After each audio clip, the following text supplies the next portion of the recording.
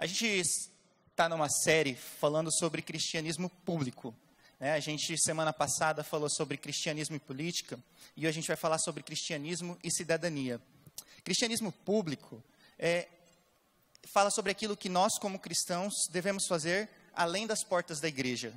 A gente, como cristão, como a gente deve agir, como a gente deve se comportar em todas as esferas públicas da sociedade, qual deve ser a visão de Cristo para o nosso comportamento, aonde quer que a gente esteja. E, bom, eu estava pensando sobre isso, refletindo, e eu vi algumas frases muito interessantes que têm tudo a ver com isso que a gente tem vivido. E a primeira frase, ela é de Francis Schaeffer, e ela fala que por causa da omissão do bem, o mal se prolifera. Muitas vezes, por a gente se acomodar nos bancos da nossa igreja, se acomodar dentro das quatro paredes, o mal ele tem governado na sociedade, ele tem ido além do que ele poderia. Eu creio mesmo que as portas do inferno não prevalecerão contra a igreja, mas por causa da nossa omissão, muitas coisas que poderiam estar sendo evitadas têm acontecido. Essa frase de Martin Luther King é um pouco mais conhecida, né? Muitos já devem ter ouvido falar, que o que me preocupa não é o grito dos maus, mas o silêncio dos bons. Muitas vezes a gente tem se omitido, a gente tem ficado calado, e muitos outros grupos na sociedade, muitos outros grupos têm se reunido para lutar pelos aqueles valores que eles acreditam. E a gente acaba se omitindo, acaba ficando na nossa, e entregando na mão de Deus, e Deus faça, que Deus haja. Mas eu creio que Deus quer nos estabelecer, até porque essas ideias contidas nessa frase, há muito tempo já foram escritas na Bíblia. Olha aqui que Provérbios 29:2 fala: quando os justos se engrandecem, o povo se alegra, mas quando o ímpio domina, o povo geme. Nós, como povo de Deus, temos um papel na sociedade. Nós não podemos nos omitir. A gente não pode se contentar em ficar parado dentro da igreja, se contentar em ficar sentado no banco, olhando a sociedade ditar os rumos. E eu estava pensando sobre isso, orando, e semana passada, nas redes sociais, eu vi um vídeo muito interessante de um guri bom que fez aí. Tá no jeito o vídeo? Tem como colocar? Então vamos lá, vamos prestar atenção no vídeo aí.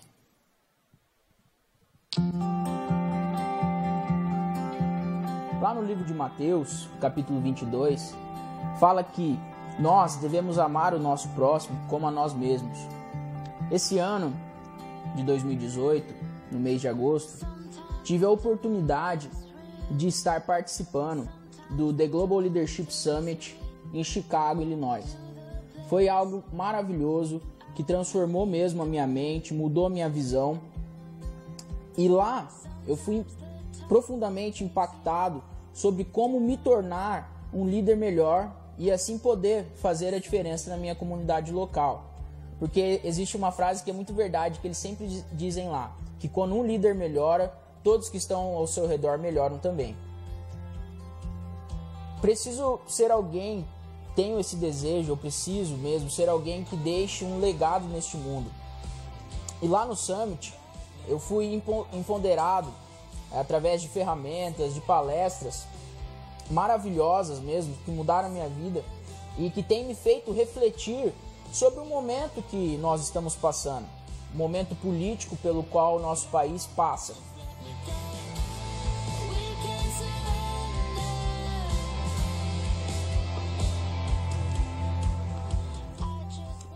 Olá, muito prazer, me chamo Gabriel e eu tenho duas perguntas para fazer a vocês. Primeira, o que você mais ama fazer nessa vida? O que realmente te deixa alegre, que te deixa feliz? E a segunda, o que te incomoda que você desejaria mudar nesse mundo? Assim que você fala, cara, isso aqui eu queria muito mudar, isso aqui me incomoda demais. Dia 7 de outubro, o dia das nossas eleições, está aí, está chegando. E nós não vivemos momentos fáceis, muita coisa está em jogo. Dados alarmantes e tristes sobre a nossa saúde, sobre a nossa educação, sobre a nossa segurança, ecoam todos os dias em nossos meios de comunicação. Você sabia que o Brasil registrou 26 mil assassinados só no primeiro semestre de 2018? Temos hoje mais de 3 milhões de pessoas desempregadas. Só até o mês de agosto nós já pagamos mais de 1 trilhão e 400 bilhões em nossa carga tributária. O Congresso brasileiro ele custa 10 bilhões e meio por ano. São coisas que realmente nos fazem refletir, nos fazem pensar e querer um Brasil melhor, querer dias melhores. Greg Gershel, ele diz que a liderança não é sobre posição ou sobre status. Ele diz que a liderança é sobre confiança e sobre influência. Quero te falar que talvez você não se ache um líder, mas se você influencia a vida de alguém e esse alguém confia em você, você é um líder. Não interessa o cargo que você ocupa na sua empresa, não interessa de qual família você é, qual que é a sua origem, o quanto de dinheiro que você tem. Liderança é sobre influência e confiança. Bons líderes, durante o tempo de crise, têm que liderar com responsabilidade, porque isso é a nossa responsabilidade.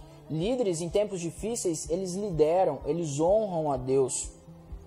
Em tempos difíceis, você tem que ser um líder que realmente chame a responsabilidade. Existem dois tipos de líderes. Aquele que fica dando desculpa, que fica chorando pelo leite derramado, que só fica murmurando, que só fica falando como que está difícil.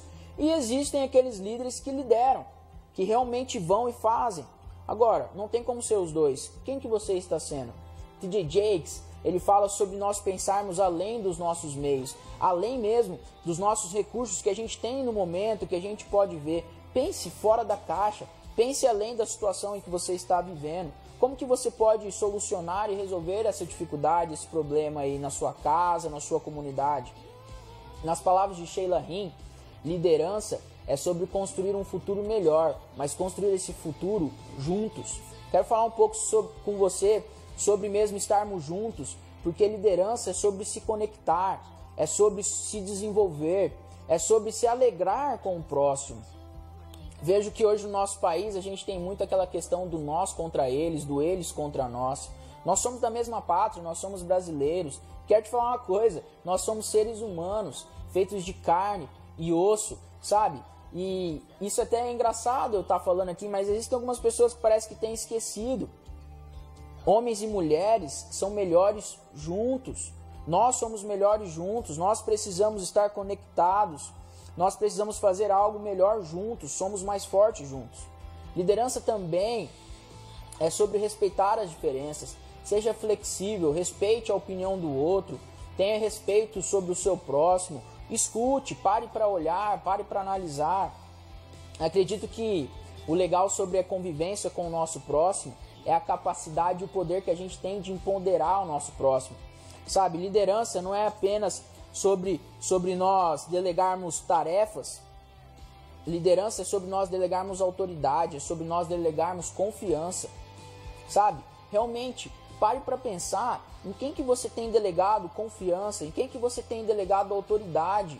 Porque um político, ele é o representante do povo. Então, quem que você tem delegado confiança e autoridade para decidir, para opinar sobre aquilo que interfere diretamente na nossa vida, né? No nosso cotidiano. Lá no Congresso, eles realmente definem coisas que impactam o nosso dia a dia, impactam a nossa vida. Então pare para pensar em quem que você tem ponderado, qual time que você tem colocado a sua confiança para representar você lá. Acredito eu que nós precisamos começar, nós precisamos fazer algo. David Livermore, ele aborda que não é preciso se adaptar 100% para você iniciar algo. Não existe perfect time. Você precisa fazer, comece agora. Diante de um problema, muitas vezes nós nos desesperamos. Porém, bons líderes de excelência, eles são criativos, eles são inovadores. Passamos sim por momentos difíceis, mas não fica parado aí não. Já pensa numa solução, pensa algo de bom que você pode fazer, como que você pode ser alguém diferente, como você pode ser alguém que impacte a sua comunidade, o seu bairro de uma maneira positiva. Creio que se nós pensarmos em quem vamos votar, se nós fomentarmos o nosso debate político e se pesquisarmos sobre o nosso candidato, já é um começo de um futuro muito promissor.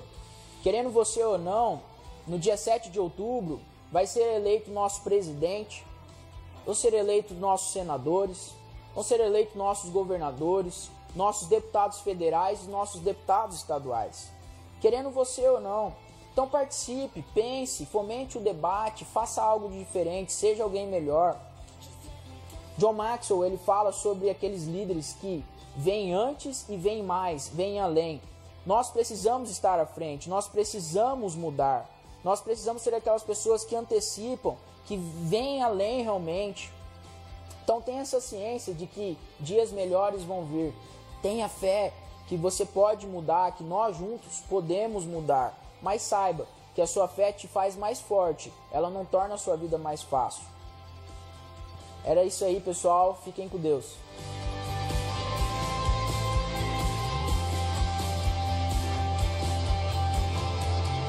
Aí, glória a Deus, uma salva de palmas. Glória a Deus.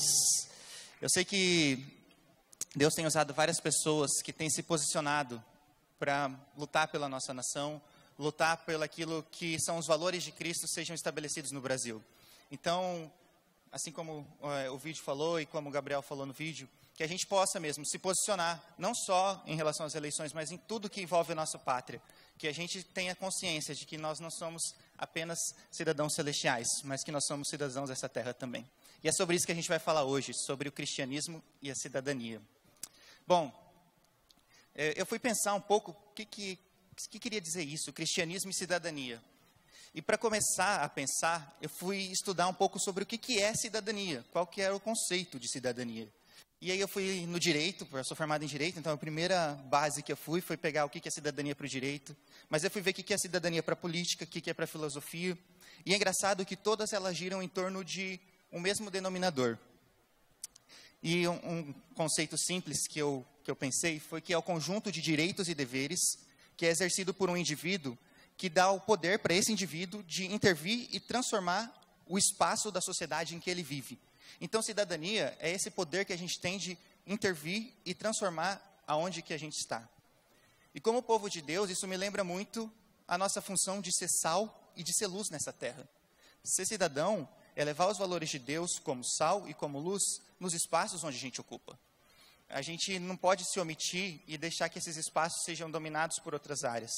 Jesus tem nos colocado e tem nos estabelecido para a gente transformar também aonde Ele nos colocou. Mas eu fui pensando sobre isso, beleza, eu entendi o que é cidadania, mas eu quero entender um pouquinho melhor o que é cidadania para o cristianismo. E aí eu fui assistir uma palestra do pastor Ricardo Agreste, que abriu bastante a minha mente sobre isso. E ele foi explicando como funcionava a cidadania e a estrutura social em Jerusalém. E a gente tinha algumas figuras que elas eram muito importantes para definir esses espaços de poder e de transformação. E a primeira figura que a gente tinha lá era o sacerdote. E presta bastante atenção nessas figuras que a gente vai ter, que isso é muito importante. E a função do sacerdote ali naquela estrutura, ele era o responsável por falar diante de Deus pelo povo. Então o sacerdote, ele intercedia pelo povo, ele levava as súplicas, os pedidos do povo a Deus, os sacrifícios do povo, ele levava a Deus. Essa era a função do sacerdote, ele fazia essa conexão, essa comunicação, levando do povo para Deus. Mas a gente também tinha os profetas. O profeta, qual que era a função do profeta? Era quase que o inverso do sacerdote. O profeta, ele era responsável por falar diante do povo em nome de Deus. Então, ele trazia a palavra de Deus diante do povo. Ele denunciava toda violação à lei do Senhor, todo o comportamento que era contrário aos valores de Cristo, dos valores da lei de Deus naquela época, era anunciado pelo profeta. E a gente tinha o rei. O rei, ele era o responsável, dentro daquela estrutura social, por promover a justiça, a paz e a alegria no meio do povo. Bom, até aqui é importante a gente entender. A gente tinha essas três estruturas, cada um com a sua função bem delimitada. Mas, assim como hoje, as estruturas de poder se corromperam naquele momento. E é engraçado porque o diabo, ele usa muito isso. Ele usa as coisas que Deus criou, estruturas que Deus criou, e ele corrompe e ele insere o pecado. Ele insere o pecado na arte, ele insere o pecado na cultura, ele insere o pecado na política e faz a gente acreditar que aquilo é dele. Ele faz a gente acreditar que a política é dele, que a cultura é dele, que a música é dele, que a arte é dele. Mas, na verdade, são criações de Deus que o diabo tentou corromper. E em Israel não foi diferente. Os sacerdotes se venderam. e começaram a ir pelos interesses dos mais poderosos. Os reis, ao invés de governar por interesse do povo, começaram a governar por seu próprio interesse. E os profetas ficaram calados diante de toda aquela injustiça. Então Israel foi contaminada, as estruturas de Israel foram contaminadas pelo pecado. Mas tem uma coisa, o pecado ele entra de várias maneiras nas estruturas e no mundo. Mas tem uma única maneira que expulsa o pecado do mundo, e essa maneira é Jesus. E Jesus veio para mudar a história de Israel. Jesus, ele entrou no meio da história de Israel, Deus mandou Jesus, e Jesus em si cumpriu as 3 funções. Olha que interessante. Jesus, ele não foi só um sacerdote. Jesus foi o supremo sacerdote, de maneira que ele intercede por nós plenamente, de maneira suficiente. Jesus, a partir de Jesus, que é o único caminho, a verdade e a vida, a gente não precisa mais de nenhum intermediário entre a gente e o Pai. O véu foi rasgado e agora a gente tem acesso total. E através de Jesus, os nossos pedidos e as nossas súplicas são levadas ao Pai. Os sacerdotes, eles levavam sacrifícios até o Pai, mas Jesus foi o próprio sacrifício. Jesus era o sacerdote e o cordeiro sendo sacrificado. E através do sacrifício de Jesus, começou a ser restaurada a estrutura em Israel. Mas Jesus não era só o supremo sacerdote, ele era um profeta. Mas ele não era só o profeta que trazia a palavra, Jesus era a própria palavra encarnada. Porque o verbo se fez carne, porque no início era o verbo e o verbo se fez carne. Jesus foi a personificação da palavra de Deus. E Jesus vindo à terra como pessoa, ele anunciava toda a desigualdade, todas as violações à palavra de Deus e às leis do Senhor. Jesus, ele era o rei dos 6, ele não era só um rei, ele era o rei dos 6. E todas as coisas estão sobre a autoridade de Jesus. A gente viu semana passada que não tem 1 centímetro no universo que Jesus não aponte e fale, é meu. Todas as coisas estão sobre a autoridade do nosso rei. E a vinda de Jesus, ela redimiu todo o pecado que havia na estrutura de Israel. Jesus restaurou o pecado que havia entrado naquela cidadania, naquela estrutura social. A vinda de Jesus, como o Cordeiro Imaculado, veio para trazer perdão e restauração. Cara, isso é muito poderoso. Olha o que Daniel 4,17 fala. A decisão é anunciada por sentinelas. Os anjos declaram o veredito para que todos os que vivem saibam que o Altíssimo domina sobre o reino dos homens. O Altíssimo domina sobre o reino dos homens. E os dá a quem quer e põe no poder o homem mais simples. O nosso Deus é o Rei dos Reis, Ele tem toda a autoridade. E assim como Ele restaurou a história de Israel, eu creio que o nosso Jesus é quem pode restaurar a história da nossa nação. Ele pode mudar todas as coisas e através dele pode vir o perdão para nosso país. Eu sei que às vezes é necessário que haja algumas mudanças estruturais, mas mudanças estruturais não resolvem nada. O que resolve é Jesus. Jesus é o único meio. O Brasil foi descoberto em 1500 e ele ficou sob o domínio de Portugal como uma colônia de Portugal. E o povo brasileiro ele estava cansado de viver já sob o domínio e ele achava que toda a tristeza seria expulsa e a justiça e a paz e a alegria reinariam se ele saísse do domínio político de Portugal. Então, no dia 7 de setembro de 1822, Dom Pedro I dá o famoso grito da independência. E ele fala independência ou morte, ou seja, eles estavam dispostos a morrer, porque eles achavam que a solução viria da independência do Brasil. E aí o Brasil virou independente. Mas a justiça, a paz e a alegria não veio do jeito que eles esperavam. E as coisas continuaram. Até que no dia 15 de novembro de 1889, de novo eles achavam que vamos mudar as estruturas.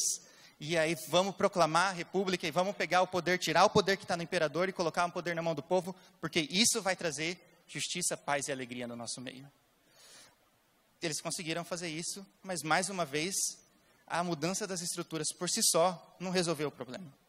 Várias coisas aconteceram na história do Brasil, várias outras mudanças aconteceram, mas essas mudanças, simplesmente por mudar, não resolveram nada.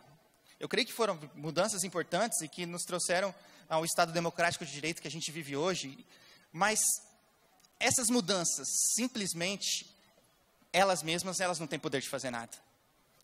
Só há um só há um nome que pode trazer a mudança verdadeira e pode restaurar a justiça, a paz e a alegria na nossa sociedade. E esse é Jesus.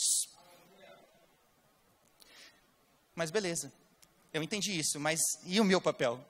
Porque então vamos jogar tudo na mão de Deus e que Ele cumpra o papel dele. Mas uma coisa que eu percebo é que Deus, com a sua graça e misericórdia, Ele nos dá o privilégio de ser instrumento na mão dele.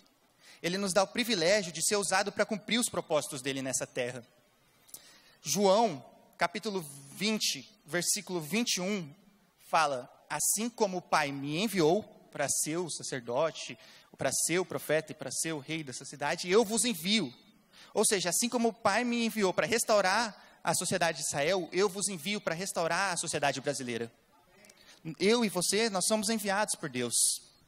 Isso é muito interessante. Olha só, eu e você somos sacerdotes brasileiros. E cabe a nós interceder pela nossa nação, pelo nosso estado, pela nossa cidade. Cabe a mim e a você levar os pleitos do nosso país para Jesus e colocar diante de Deus aquilo que o nosso país precisa. A gente precisa continuamente orar para que o nosso país seja restaurado. A gente ora por tanta coisa. A gente acorda, ora por um emprego melhor. A gente acorda por um futuro relacionamento, pelo casamento. Ora para que Deus abençoe a nossa vida financeira, nossos estudos. Mas a gente esquece de orar pelo nosso país. A gente esquece de orar por uma melhora na nossa nação. E as coisas vão acontecendo como estão acontecendo. E a gente acha assim, é porque político é tudo igual. É porque a política já foi corrompida. Mas a gente tem que ter consciência de que cabe a nós colocar diante de Deus os problemas do nosso país, pedindo para Ele que Ele haja e intervenha. 2 Crônicas, capítulo 7, versículo 14, diz: se o meu povo, que se chama pelo meu nome, se humilhar e orar e buscar a minha face, se converter dos seus maus caminhos, então eu ouvirei dos céus, perdoarei os seus pecados e sararei a sua terra. Eu creio que o meu Deus não é homem para mentir. Então eu creio que se meu Deus prometeu que vai sarar a terra quando a gente se humilhar e orar, eu creio que Ele vai sarar a nossa terra e Ele vai sarar a nossa nação. Eu estava pregando sobre um tema semelhante no Ministério Viva a Vida, que tem aqui na igreja. É o Ministério da Terceira Idade. E foi muito interessante. Eu fui lá para pregar e, cara, como eu saí abençoado, como eu aprendi naquela tarde. Eles se reúnem toda quinta-feira, no período da tarde. Inclusive, se você tem algum familiar seu que está na terceira idade, algum avô, avó, pai, mãe, traga aqui. Eles têm feito ações muito poderosas, não só de conhecimento firme na palavra de Deus, mas também de atividades para pessoas da terceira idade para se manterem ativas e atividades muito relevantes. Então, uma recomendação aí muito boa, um ministério importante que a nossa igreja tem. E uma coisa que me marcou naquela tarde é como essa geração passada, esses crentes passados, eles têm enraizado e firmes a palavra de Deus no coração deles. Eu estava pregando sobre o tema semelhante e eu falei assim, vamos abrir a Bíblia em 2 Crônicas 7,14. Daí todo mundo já começou em coro. Se o meu povo, que se chama pelo meu nome, todos lá cantando junto. Falei, cara, como isso é importante. Como eles têm gravado, enraizado a palavra de Deus no coração deles. Nós, da nova geração, a gente tem que aprender isso. A gente tem que ter versículos gravados, fincados no nosso coração, crendo que esses versículos são verdades e aplicáveis para a nossa vida. São promessas reais que Deus deixou para a gente. Mas além desse versículo de 2 Crônicas, 1 Timóteo, capítulo 2, logo no início, ele fala para a gente orar. Fala, antes de tudo, recomendo que façam súplicas, orações, intercessões e ação de graça por todos os homens, pelos reis e por todos que exercem autoridade, para que tenhamos uma vida tranquila e pacífica, com toda piedade e dignidade. Às vezes a gente pensa, nossa, é difícil orar pelas autoridades, né? Mas até pela situação que a gente vê, as notícias que a gente ouve nos jornais. Mas isso aqui é uma recomendação que Paulo está dando para Timóteo e que vale para os nossos dias. A gente tem que orar, nem que seja para pedir misericórdia e renovação e clamor de Deus por aquelas autoridades, para que Ele traga arrependimento e traga mudança de comportamento. Mas cabe a nós orar sim pelas nossas autoridades, pedindo para que Deus traga transformação. Eu creio muito que se todo cristão se levantar todo dia e orar pelo fim da corrupção, pelo fim da desigualdade, pelo fim da impunidade, pelo fim da discriminação, eu creio que essas coisas vão começar a mudar, porque eu creio na palavra de Deus. Mas nós também somos profetas. Deus também nos estabeleceu para ser profeta nesse tempo. E profeta não é aquele que fala, eis que te digo, não sei o que, e traz revelações maravilhosas. Mas lembra, profeta é aquele que anunciava o descumprimento da palavra do Senhor. Aquele que apontava para a lei e falava onde estava sendo descumprido. Essa é a nossa missão hoje. Nós somos profetas do Senhor e nós devemos apontar tudo aquilo que tem se distanciado dos valores de Deus. A gente tem que anunciar quais são os valores de Deus para essa sociedade, falar aquilo que se desvia do valor de Deus, falar aquilo que está contra os princípios que o Senhor tem nos dado e tem nos ensinado. Cabe a nós como profeta fazer isso. Mas às vezes a gente se enche da autoridade de profeta, vai lá no Facebook e começa a criticar todo mundo e acha que ser profeta é sair atirando pedra para tudo que é lado, né? Facebook, Instagram. E tem esse texto que é muito interessante, que está em 2 Coríntios capítulo 14, se alguém quiser abrir a Bíblia, mas a gente pode acompanhar por aqui, que ele fala, mas a graça de Deus, que sempre nos conduz vitoriosamente em Cristo e por nosso intermédio, exala em todo lugar a flagrância do seu conhecimento, porque para Deus somos o aroma de Cristo entre todos os que estão sendo salvos e os que estão perecendo. Olha que interessante, vamos parar aqui rapidinho. Ele está falando que nós somos o aroma de Cristo, ou seja, onde a gente chega, a gente cheira a Cristo, as pessoas percebem, a gente chega no lugar, as pessoas veem que tem algo de Cristo ali, que há os valores de Cristo chegando junto com a gente. É que nem quando alguém passa um perfume forte, a pessoa chega, o cheiro do perfume toma conta do lugar. É a mesma coisa, é quando você entra num lugar, a presença de Deus toma conta daquele lugar. Isso é ter a flagrância, o aroma de Cristo. Olha só, para estes somos como cheiro de morte, ou seja, para os que estão perecendo. E para aqueles, os que estão sendo salvos, flagrância de vida. Mas quem está capacitando para tanto? Muitas vezes a gente falar os valores de Cristo e levar com a gente os valores de Cristo, anunciando e denunciando toda a violação à palavra do Senhor, vai trazer reação diferente. Vão ter algumas pessoas que aquilo lá vai cheirar a morte, e que vai falar mal de você e vai fazer todo tipo de perseguição.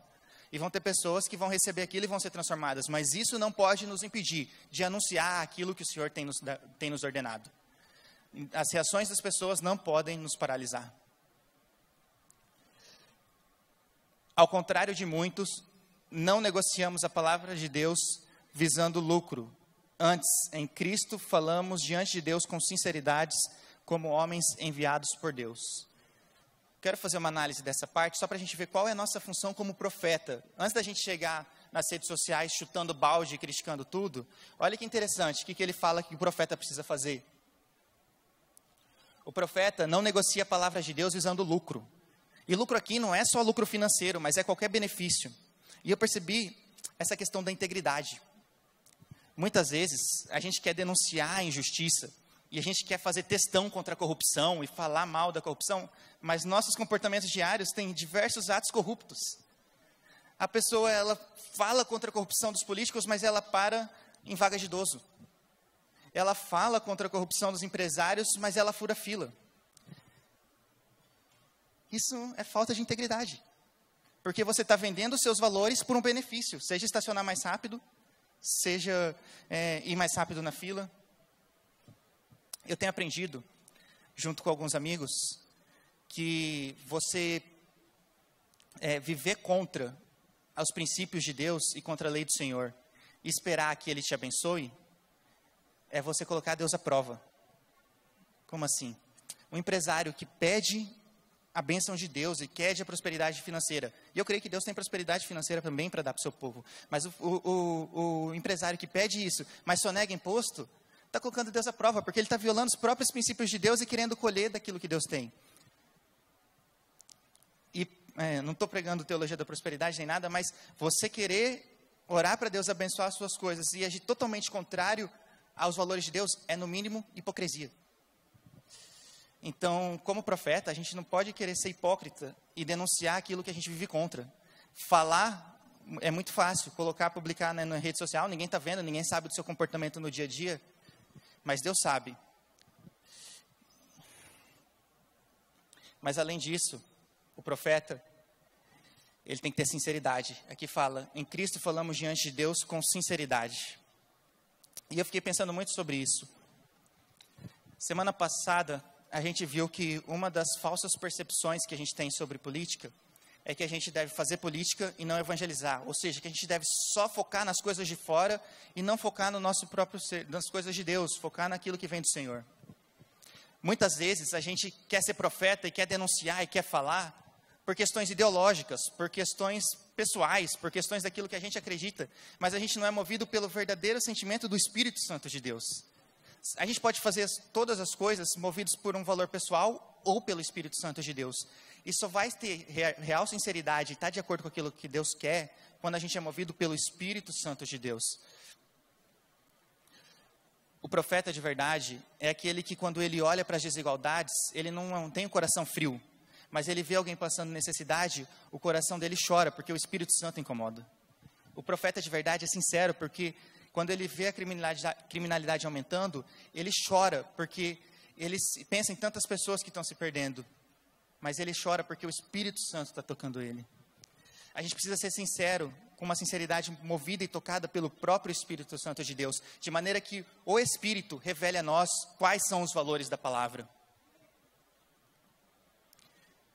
Mas além disso, ele fala como homens enviados por Deus, ou seja, homens com autoridade. Autoridade, enviados pelo próprio rei, né? Era como se fosse o rei enviando, ou seja, carregados de autoridade. A gente falou também um pouco sobre isso semana passada. Para a gente ser cristão relevante, a gente precisa ter autoridade naquilo que a gente fala. E para isso a gente precisa estudar, a gente precisa ter conhecimento. Dentro da nossa profissão, a gente precisa ser respeitado, a gente precisa mostrar que a gente entende do que a gente está falando. Deus, ele nos dá muita oportunidade. Isso até é um pensamento dos reformadores, né? Lutero, Calvino. Eles falavam que o trabalho é um exercício de uma vocação dada por Deus. Aonde Deus nos colocar, a gente tem que ser luz.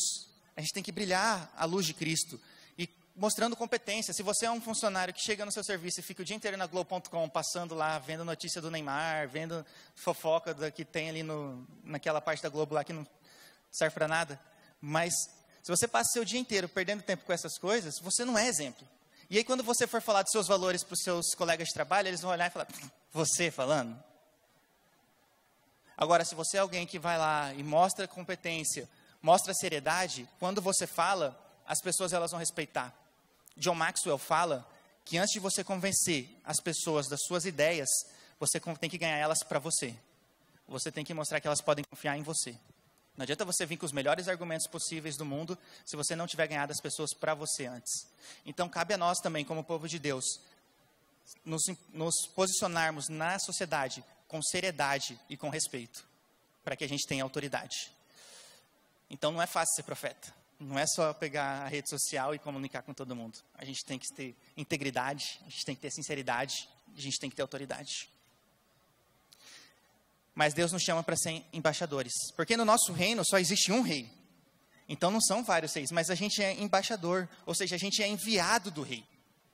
Ele nos enviou para viver em sociedade. E para viver de maneira que a nossa vida demonstre os valores do reino de Deus. Onde a gente esteja, as pessoas olhem para a gente e vejam que são os valores do reino de Deus que trazem a justiça, a paz e a alegria.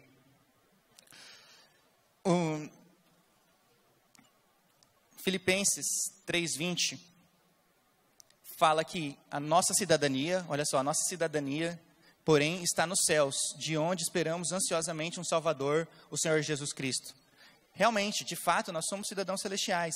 E a nossa passagem aqui nessa terra é temporária, nós pertencemos aos céus. Mas eu e você fomos enviados por Cristo Jesus para fazer a diferença nessa terra. Olha 2 Coríntios 5:20. Portanto, somos embaixadores de Cristo. Embaixador é aquele que representa o reino, que ele representa a presença do rei. Como se Deus estivesse fazendo o seu apelo por nosso intermédio. Ou seja, Deus faz o seu apelo de reconciliação do Brasil com ele, através de nós. Por amor a Cristo, lhe suplicamos, reconciliem-se com Deus. Por nosso intermédio, o Brasil vai se reconciliar com Deus. Nós vamos anunciar essa verdade. O Brasil precisa se reconciliar com Deus. Essa é a salvação para o Brasil.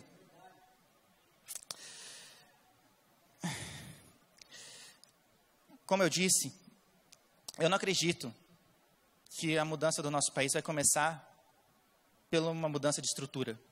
Mudar a estrutura, eu não acredito que vai ser o que vai resolver. Pode até melhorar, mas por si só não vai resolver. O que eu acredito que vai resolver é que cada cristão, consciente da sua cidadania celestial e consciente de que é enviado como embaixador do reino de Deus dessa terra, começar a viver de acordo com esses princípios. Se cada cristão, consciente disso tudo, começar a aplicar os valores de reino de Deus no seu dia a dia, isso vai trazer uma transformação muito maior para a nossa sociedade. Então, eu não acredito que a gente precisa esperar até o dia 7 de outubro para ver uma transformação na nossa sociedade. Eu acredito que hoje o Brasil já pode começar a ser diferente. Se a gente começar a se posicionar e a gente começar, cada um, consciente daquilo que Deus tem para a gente, viver conforme a vontade dele. Isso é muito importante. Tem um historiador cristão chamado Alvin Schmidt, que ele fez um estudo de várias mudanças na história que aconteceram quando os cristãos começaram a se posicionar. Até 347 depois de Cristo, era permitido o infanticídio e o abandono de crianças em Roma. Então, as crianças, os pais não tinham algum problema com a criança, eles poderiam matar, eles podiam abandonar, e isso criava uma grande mortalidade infantil. E era algo terrível, mas os cristãos se posicionaram contra aquilo, porque aquilo era contra os valores de Deus. Eles oraram como sacerdotes, eles denunciaram aquelas desigualdades, e eles promoveram a justiça, e foram criadas leis que proibiram o infanticídio e o abandono de crianças, no ano de 347.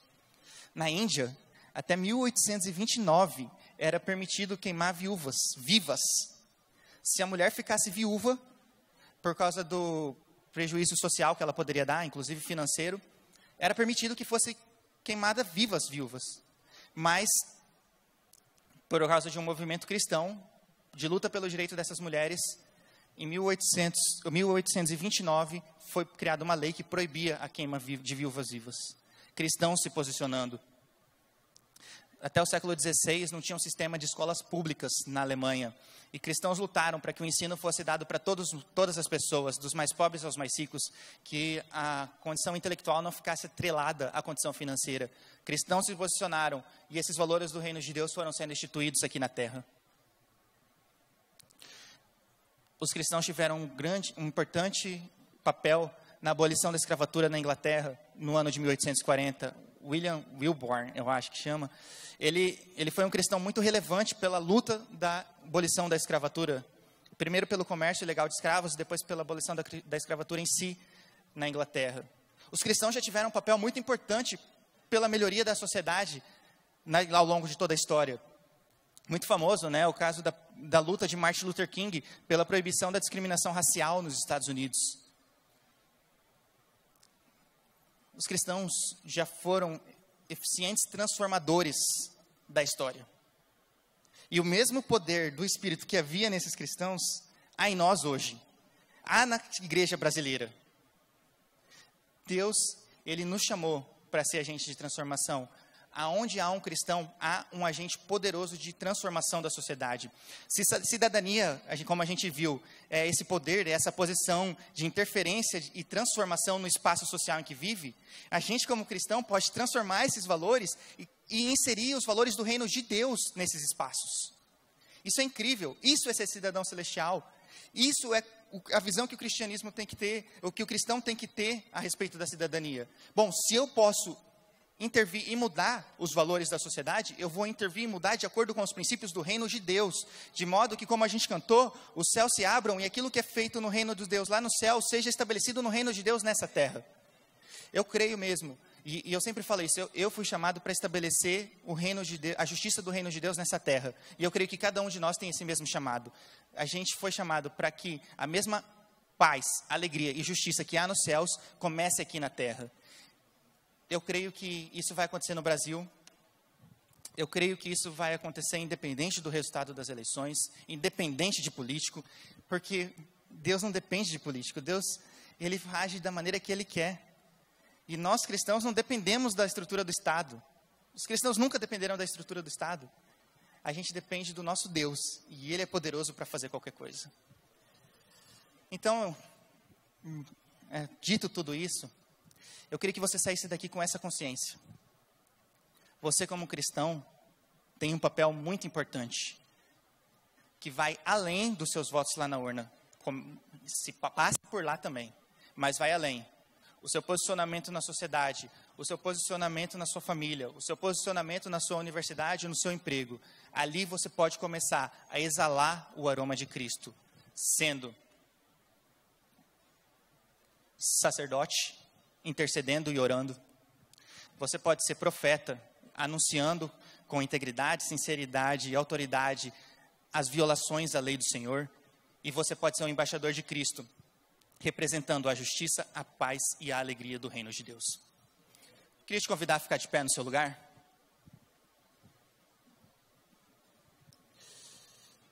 E se você, ouvindo isso, ouvindo o vídeo do Gabriel, ouvindo essa palavra, se sente tocado para fazer a diferença na sua cidade, no seu país e exercer o seu papel como cidadão, queria te convidar a baixar a sua cabeça no seu lugar, começar a colocar o seu coração diante de Deus e, como a gente falou, exercer o seu papel de sacerdote e começar a orar pelo seu país, começar a orar pela mudança das estruturas e pela reconciliação de todas as coisas por meio de Jesus, pela restauração e purificação. Coloque as autoridades diante de Deus, coloque as eleições diante de Deus, coloque a desigualdade, a corrupção, a criminalidade, coloque todas as situações que a gente tem visto, que são contrárias àquilo que Jesus ensinou.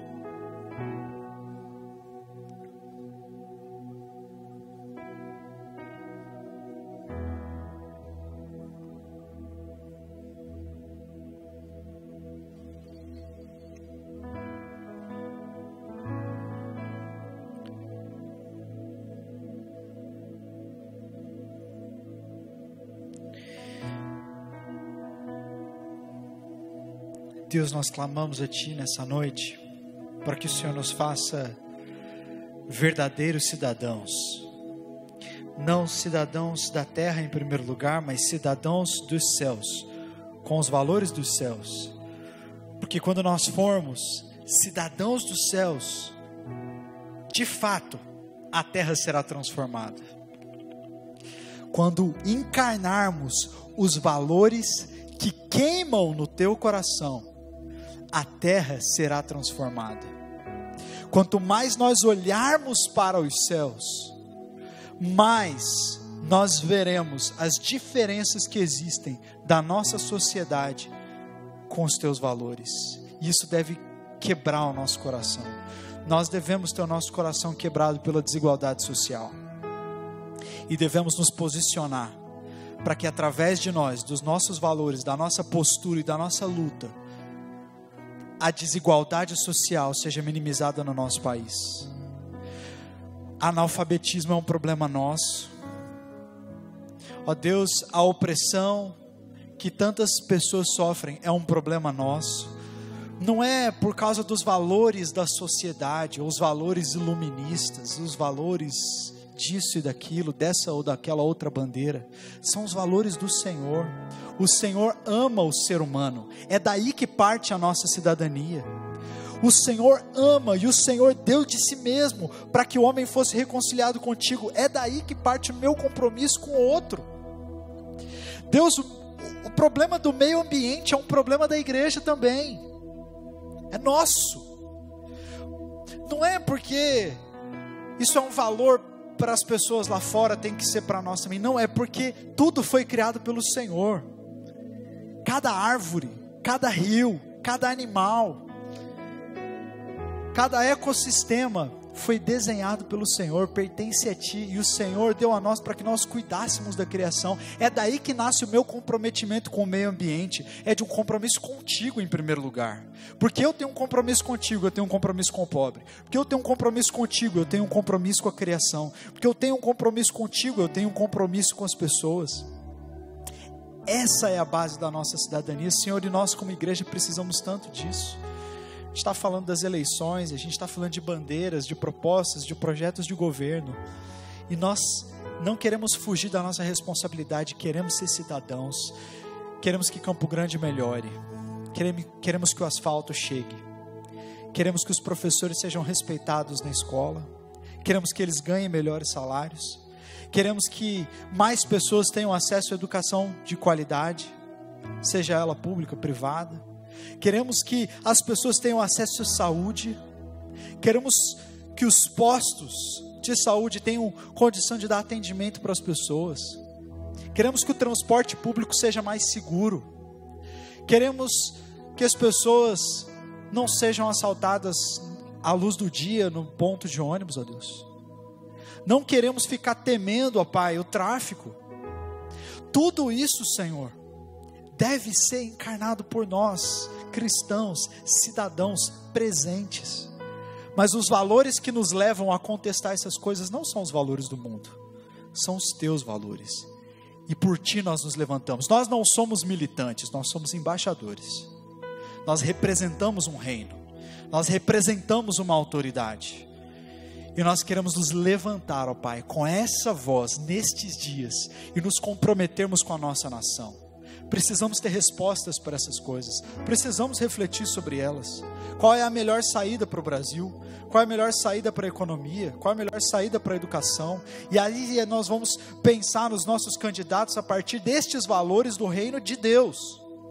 Quais são as melhores estratégias, as melhores saídas para a crise moral do nosso país? Quem são os candidatos que se comprometem com isso, que veem isso como um valor, um problema? A segurança pública, tudo isso, Pai. Nós oramos porque não queremos ficar aqui cantando como se a gente tivesse alheio a tudo que acontece lá fora. E o nosso chamado, que palavra hoje, Senhor. O nosso chamado é o mesmo chamado de Jesus, continuar o ministério de Jesus, como profetas, como sacerdotes e como embaixadores. Profetas, sacerdotes, embaixadores, orando, anunciando, denunciando e representando. Pai, nós oramos para que a nossa juventude seja uma juventude cidadã, que comece em nós. Oramos, ó Pai, pelas próximas semanas. Serão semanas tensas, mas como o Vinícius falou, nós não cremos que as estruturas reformam o coração, mas o coração reforma a estrutura. E nós oramos para que o Senhor traga paz sobre o nosso país. Sopra a tua paz de norte a sul, de leste a oeste, ó Pai. Nas ruas, nos relacionamentos, ó Pai, nas conversas, nas redes sociais, na mídia. Sopra a tua paz, ó Deus. Une o povo brasileiro sob esse desejo de mudança, e que quando o brasileiro começar a falar sobre desejo de mudança, que ele perceba que na verdade ele almeja algo que a política não pode dar para ele. O que ele quer é vida em abundância, e a vida em abundância só está no nome de Jesus. Que essa situação, essa tensão política faça o homem realmente entrar em desespero e olhar para ti, porque só o Senhor tem a resposta. Então nós oramos, ó Pai, para que o Senhor use essa situação para glorificar o nome de Jesus. Essa é a nossa oração, em nome de Jesus. Amém e amém. Glória a Deus. Você pode aplaudir o Senhor Jesus pela palavra de hoje? Que palavra! Meu querido, minha querida, ore pela sua cidade, ore pelo seu país, comprometa-se, seja cidadão, aproprie-se desses valores do reino de Deus que são tão importantes e viva-os, encarne-os nas suas conversas. Deixe claro, como a gente já falou aqui, né, no começo do ano, quando a gente falou naquele culto, Deus valoriza as mulheres.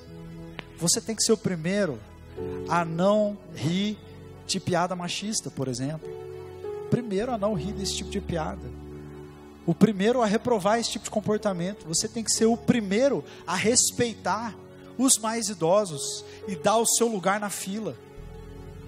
Você tem que ser o primeiro a pagar aquilo que você deve. Você tem que ser o primeiro a encarnar esses valores, gente.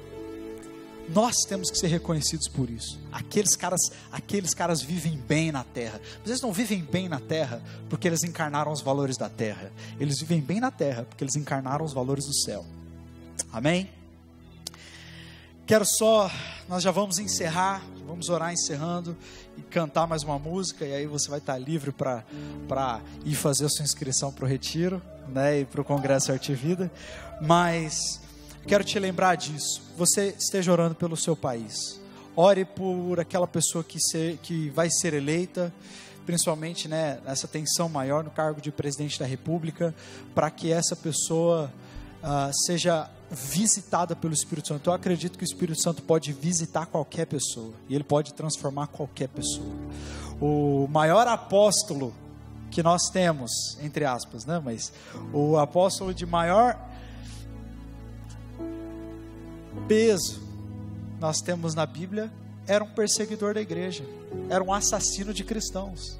Então eu creio que Deus pode transformar qualquer pessoa, Deus pode abençoar qualquer pessoa, Deus pode dar um novo destino através dessa mesma pessoa.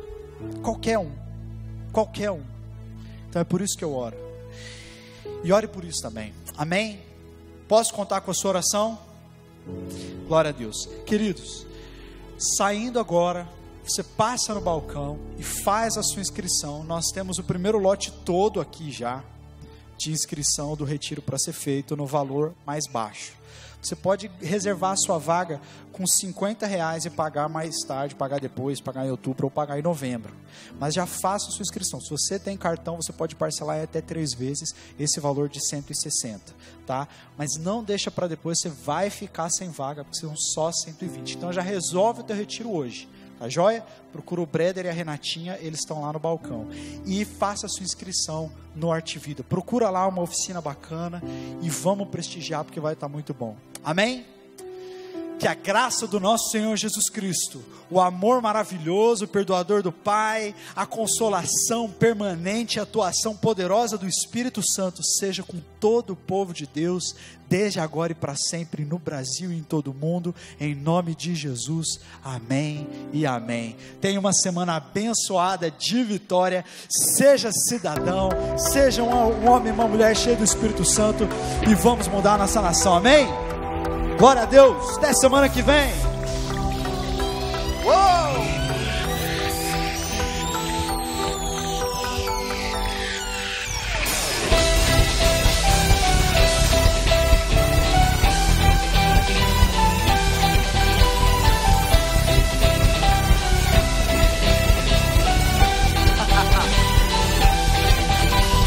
Todos reunidos, juntos em um só lugar, a congregar. Vai começar a festa. Deus está nesse lugar, veio habitar. No meio dos louvores do seu povo, no meio dos louvores do seu povo, no meio dos louvores do seu povo, no meio dos louvores do seu povo.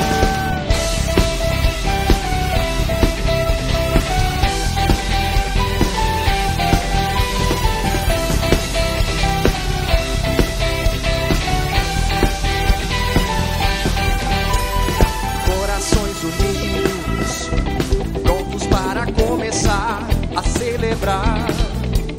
Já se ouve os gritos, Deus está nesse lugar, veio habitar. No meio dos louvores do seu povo, no meio dos louvores do seu povo, no meio dos louvores do seu povo, no meio dos louvores do seu povo.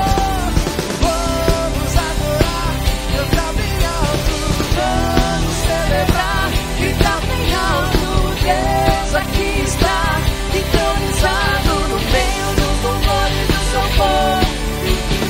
Vamos adorar, cantar bem alto, vamos celebrar, gritar bem alto, Deus aqui está.